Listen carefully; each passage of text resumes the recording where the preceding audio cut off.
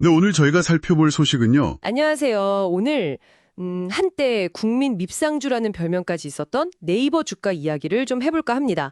아시다시피 예전에 뭐 성장 정체다, 규제 이슈다 해서 투자자들이 좀 외면하기도 했었잖아요. 그런데 정말 눈 깜짝할 사이에 불과 일주일 만에 주가가 거의 40%나 폭등하면서 시장을 아주 깜짝 놀라게 했습니다. 저희가 미리 받아본 관련 기사들을 보면서요. 이 극적인 변화, 이 반전 뒤에는 과연 무엇이 있는지 그 핵심 동력을 한번 파헤쳐보겠습니다.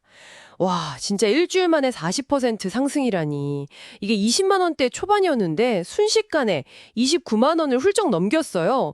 기사 보니까 2022년 4월 이후에 처음으로 30만 원 선 돌파? 이것까지 기대한다고요. 어휴, 정말 대단한 반등입니다. 네, 그렇죠. 정말 엄청난 상승세입니다. 그 덕분에 시가총액 순위도 단숨에 5위까지 올라왔어요. 시총이 45조 원을 넘겼는데 이건 그냥 뭐 주가가 올랐다. 이걸 넘어서요. 시장이 네이버의 어떤 미래 가치, 이걸 다시 보고 있다. 뭐 이런 중요한 신호로 봐야겠죠? 네.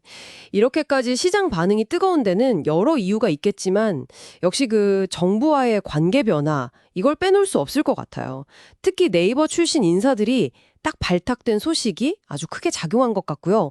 한성숙 전 네이버 대표가 중소벤처기업부 장관 후보자로 또 하정우 네이버 클라우드 AI 센터장은 대통령실 AI 미래기획수석으로 그렇죠. 대통령실에서도 그 한 후보자에 대해서 라인이나 웹툰 같은 걸로 혁신을 이끌었다 이렇게 평가하면서 중소벤처 육성에 대한 기대감을 나타냈다고 뭐 기사에도 나오더라고요.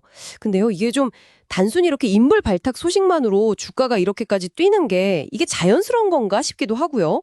기대감이 너무 좀 앞서가는 건 아닌가 이런 생각도 살짝 드는데요. 아, 네. 충분히 그렇게 생각하실 수 있습니다. 충분히요. 하지만 이 인사들의 면면하고 또 정부의 정책 방향, 이걸 좀 같이 봐야 합니다.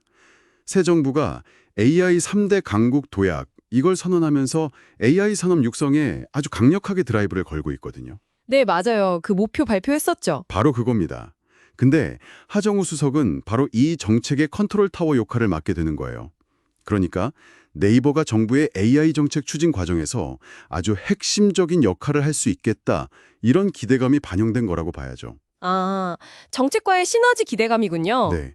그리고 여기서 또 중요한 개념이 소버린 AI라는 건데요. 뭐 정부가 데이터 주권을 가지면서 자체적으로 통제하고 운영하는 AI 시스템, 이걸 말하는 건데, 네이버는 이미 자체 개발한 초거대 AI 언어 모델, LLM이라고 하죠. 그거랑 클라우드 인프라를 다 갖추고 있잖아요. 네, 그쵸. 기술력이 있죠. 그래서 이 분야에서 강점을 보일 수 있다, 이런 분석이 나오는 겁니다. NH투자증권 분석처럼 이런 정책수의 기대감이 네이버의 뭐 광고, 커머스, 핀테크 이런 사업 전반에 다 긍정적인 영향을 줄 거다, 이런 전망이 힘을 얻고 있는 거죠. 그렇군요. 정부 정책과의 시너지. 알겠습니다. 그리고 또 하나 흥미로운 포인트가 그 스테이블 코인 언급이에요. 최근에 미국에서 지니어스법이라고 해서 스테이블 코인을 제도권으로 편입하려는 움직임이 있었다고요. 근데 이게 왜 갑자기 네이버 주가랑 연결이 되는 거죠? 아, 네. 그 스테이블 코인이라는 게 뭐 달러나 원화 같은 실제 자산의 가치를 딱 고정시킨 디지털 화폐잖아요. 다른 암호화폐처럼 막 가결이 널뛰는 게 아니라 안정적인 가치를 유지하는 게 특징인데, 네네. 미국의 그 지니어스법 통과가 이런 스테이블 코인을 금융 시스템 안으로 이제 받아들이겠다, 이런 신호탄으로 해석이 돼요. 그러면서 자연스럽게 국내에서도 원화 기반 스테이블 코인 도입 논의에 불이 붙고 있는 거고요. 아, 그래서 네이버랑 관련이 있다. 네, 하나증권 리포트를 보면 바로 이 점을 네이버의 중요한 투자 포인트로 꼽았어요. 만약에 네이버페이 같은 네이버의 금융 플랫폼 있잖아요. 여기에 원화 기반 스테이블 코인이 도입된다면 어떨까요? 뭐 결제 시스템 효율성도 높아지고 또 새로운 금융 서비스 개발로 이어질 잠재력이 아주 크다고 보는 거죠. 그렇군요. 네, 그래서 아까 말씀드린 AI 강국 특별법 발의 같은 움직임이랑 같이 이런 미래 기술에 대한 기대감까지 더해지면서 주가 상승에 힘을 보탠 거다, 이렇게 분석할 수 있습니다. 아, 알겠습니다. 그럼 정리를 좀 해보면 네이버의 이번 주가 급등은 단순히 뭐 주가가 회복됐다 이걸 넘어서서요. 정부의 강력한 AI 육성 정책하고 발을 맞추는 그런 행보, 그리고 핵심 인사가 정부 요직으로 간 것, 또 스테이블 코인 같은 어떤 신기술 분야에서의 미래 성장 가능성, 이런 것들에 대한 기대감이 아주 복합적으로 작용한 결과다 이렇게 볼 수 있겠네요. 네, 정확합니다.